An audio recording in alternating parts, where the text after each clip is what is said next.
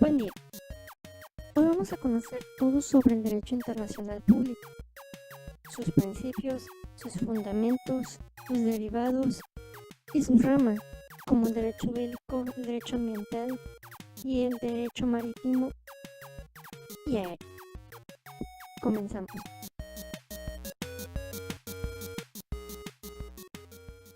El derecho internacional público se origina en el derecho romano al existir el jus gentium o derecho de gentes, de contraposición al jus civilis o derecho civil. El nombre de derecho internacional público se atribuye a Jeremías Betán, quien le denomina así al conjunto de normas que regulan la conducta de los estados. El derecho internacional público es el ordenamiento jurídico que regula el comportamiento de los estados y otros sujetos internacionales en sus competencias propias y relaciones mutuas, sobre la base de ciertos valores comunes para realizar la paz y cooperaciones internacionales, mediante normas nacidas de fuentes internacionales específicas, o más brevemente es el ordenamiento jurídico de la comunidad internacional. El derecho internacional público tiene su base en la necesidad de los estados de vivir en armonía, de mantener un ambiente de paz en el que se garanticen los derechos fundamentales de toda la comunidad internacional. Por esta razón se dice que el fundamento del derecho internacional público está representado por la función social, precisamente por la necesidad de evitar los actos de violencia para lograr una convivencia respetuosa y agradable entre las partes. El pensar en conceptos como paz y armonía hace suponer la necesidad absoluta de elementos como la cooperación.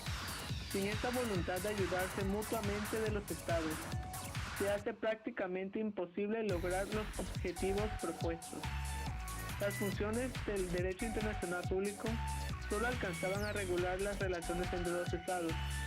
Hoy en día pueden resaltarse las siguientes funciones. 1. Establecer los derechos y deberes de los sujetos de la comunidad internacional. 2.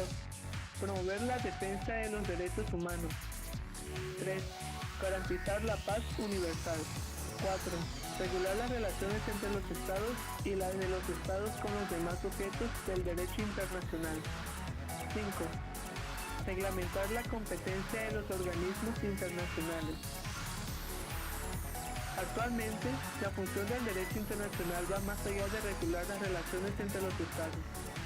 Su función ha llegado al campo interinstitucional con el nacimiento de las organizaciones internacionales y organismos especializados que fueron creados con la finalidad de establecer la cooperación política, económica y administrativa internacional, y asimismo por la conciencia que han tomado los estados de la necesidad de una sociedad mundial organizada. El derecho internacional gobierna las relaciones entre los estados independientes. Las reglas del derecho vinculadamente por los estados emanan entonces de su propia voluntad libre, como se expresa en las convenciones o en los usos generalmente aceptados como expresión de los principios del derecho y establecidos con el objeto de regular las relaciones entre aquellas comunidades independientes que coexisten o con el objetivo de lograr tres funciones: lograr fines comunes, lograr intereses fundamentales de la comunidad internacional y la disposición contractual o unilateral de los estados individuales, por ejemplo, los derechos humanos elementales como la prohibición de la tortura o el derecho de autodeterminación de los pueblos.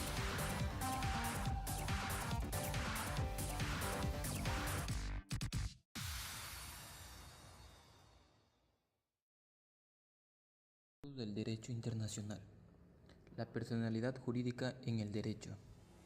La personalidad jurídica en el derecho internacional implica la capacidad para ser titular de tus derechos y deberes. Por regla general, esa capacidad implica también la posibilidad de hacer valer estos derechos en el ámbito del derecho internacional. Las organizaciones no gubernamentales como Amnistía Internacional o Greenpeace pueden ejercer una influencia considerable, pero desde el punto de vista del derecho internacional no participan en la vida de la comunidad internacional como titulares del derecho y deberes propios.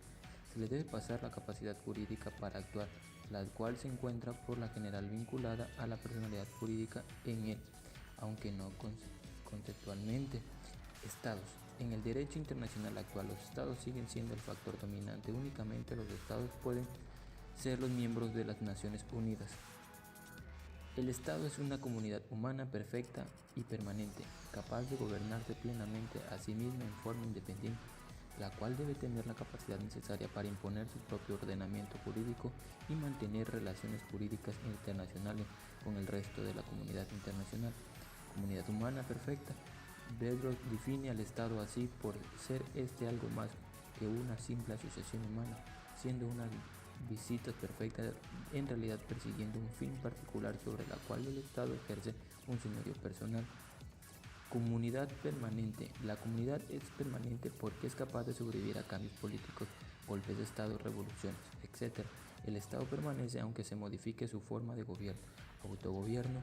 El Estado es capaz de elegir por sí mismo su forma de gobierno sin la intervención de terceros en sus asuntos internos. Independencia. Es la facultad que tiene el Estado soberano de decidir su política exterior de forma autónoma sin estar sometido a la voluntad de terceros estados. Esto como apego a las del derecho internacional público. Ordenamiento jurídico. El Estado debe imponer un ordenamiento jurídico interior que debe ser acatado y en caso de infringirse el infractor será sancionado. Relaciones internacionales. Los estados deberán tener órganos de representación hacia el exterior, las cuales dirigirán las relaciones internacionales en este u otros estados. Territorios. Todo estado ejercerá su ordenamiento jurídico dentro del ámbito espacial que le corresponde. Sujetos del derecho internacional atípicos. Uno de los cambios más radicales en el derecho internacional público es la plena ampliación a otros sujetos que se apartan del modelo del Estado. Santa Sede. Como jefe supremo de la Iglesia Católica, es un sujeto del derecho internacional que se debe de diferenciar del microestado del Vaticano. La personalidad jurídica del derecho internacional de la Santa Sede ha sobrevivido a la incorporación del Estado eclesiástico por Italia en 1870. No podría ingresar a la Organización Mundial de las Naciones Unidas, más le permite la participación en otras actividades internacionales. Santa Soberana Orden de Malta. Como sujeto de derecho internacional y un sustrato territorial existe la Soberana Orden de Malta. La orden, creada durante la época de las Cruzadas, conquistó y gobernó la isla de Rodas. Luego la expulsión de Rodas, la orden gobernó Malta hasta 1799. Desde 1894 la orden tiene su asiento en Roma. La orden mantiene relaciones con la Santa Sede y con un número significado de estados. Comité Internacional de la Cruz Roja. Dentro de los sujetos de derecho internacional tradicionales se encuentra el Comité Internacional de la Cruz Roja, una asociación de derecho privado creada de conformidad con el derecho suizo. La Cruz Roja desarrolla funciones humanitarias en caso de conflictos armados. Organizaciones internacionales. La personalidad jurídica de las organizaciones internacionales acerca de si su personalidad no podría trascender del interior de las mismas. El 11 de abril de 1949, el Consejo Internacional Jurídico dictaminó que la organización internacional posee personalidad cuando no son creadas para realizar determinadas funciones. Es el elemento funcional que otorga valor a las mismas.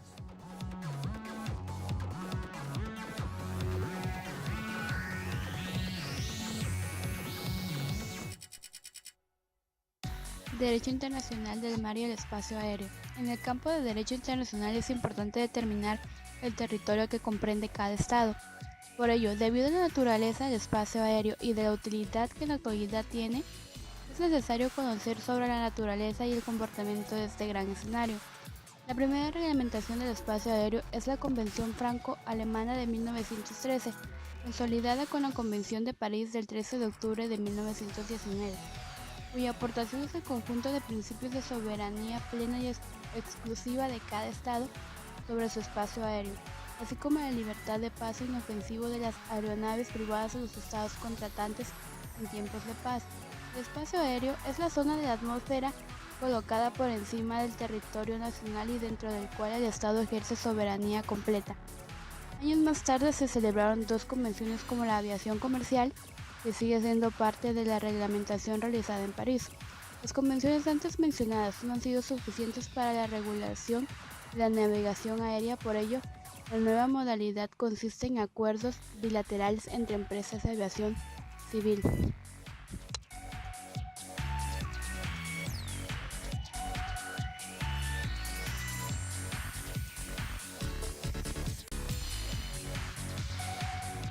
El tema que sigue son los principios fundamentales de las relaciones internacionales.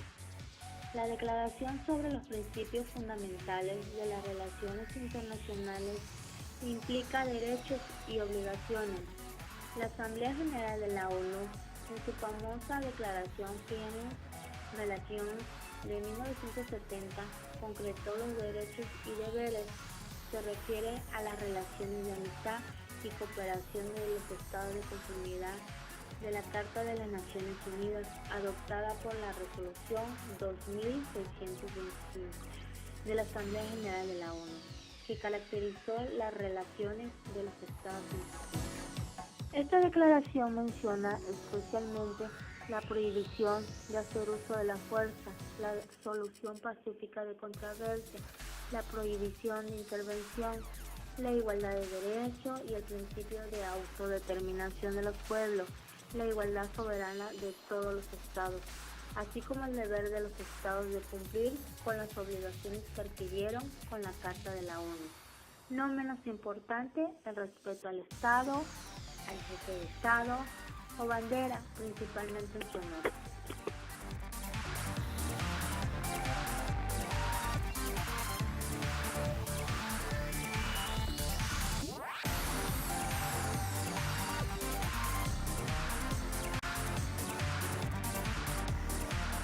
Ahora le vamos a hablar sobre el derecho internacional de la guerra. El derecho de guerra es la parte del derecho internacional que trata de las relaciones entre los estados que se encuentran en estado formal de guerra o llevando a cabo actividades reales en una guerra no declarada. Constituye un vasto cuerpo de normas consuetudinarias y establecidas en los tratados. Si bien muchas de las normas sobre la manera de hacer la guerra pertenecen al más antiguo Corpus Juris Gentium, el derecho de guerra, en su forma actual, es, principalmente, un resultado de los hechos y experiencias del siglo XIX. Entre el siglo XIX y la primera mitad del siglo XX, este derecho ha seguido un proceso de codificación parcial por medio de diversos instrumentos, en especial las convenciones de Ginebra y de La Haya. El desarrollo y la codificación parcial del derecho de guerra durante la segunda mitad del siglo XIX y el comienzo del siglo XX han traído como consecuencia la formación de ciertos principios, que son ahora la base de las regulaciones de la guerra en el derecho internacional. El progreso tecnológico y la invención de nuevas armas son más rápidos que el desarrollo del derecho y su codificación. Sin embargo, en los llamados casos no regulados, los beligerantes no tienen absoluta libertad de acción.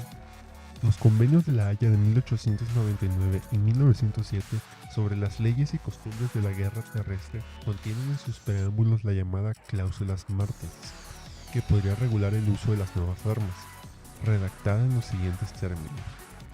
En espera de que pueda ser dictado un código más completo de las leyes de la guerra, las altas partes contratantes juzgan oportuno comprobar que en los casos no comprendidos en las disposiciones reglamentarias adoptadas, las poblaciones y los beligerantes quedan bajo la salvaguardia y el imperio de los principios del derecho de gentes, tal como resulta en los usos bélicos establecidos entre las naciones civilizadas, de las leyes de la humanidad y los dictados de la conciencia pública. Una gran parte importante del derecho de guerra terrestre y marítima había sido codificada antes del progreso tecnológico y de la introducción de los nuevos métodos de lucha durante la Primera Guerra Mundial, y después de ella, la guerra se mecanizó y entró en la era de la automatización, mientras que las leyes sobre la guerra bacteriológica y química funcionaron con éxito durante la Segunda Guerra Mundial. Los métodos de uso de los submarinos no fueron observadas. En la guerra aérea, los beligerantes actuaron como si cualquier modo de ataque al enemigo, incluyendo su población civil, estuviera permitido. Al final de la guerra, se lanzaron bombas atómicas sobre las ciudades japonesas de Hiroshima y Nagasaki por la Fuerza Aérea de los Estados Unidos, y los alemanes hicieron uso de las bombas B-2 desde el continente hacia Inglaterra. Estos adelantos fueron un preludio de los progresos posteriores a 1945 en la fabricación de armas de destrucción masiva, bombas atómicas, de hidrógeno y de neutrones, y proyectiles y cohetes con cabeza nuclear. Los estados estaban ansiosos de tener nuevas armas en sus aranceles y de emplearlas, pero no estaban muy dispuestos a someterlas al principio moderador de que los medios de dañar al enemigo no son ilimitados en el derecho.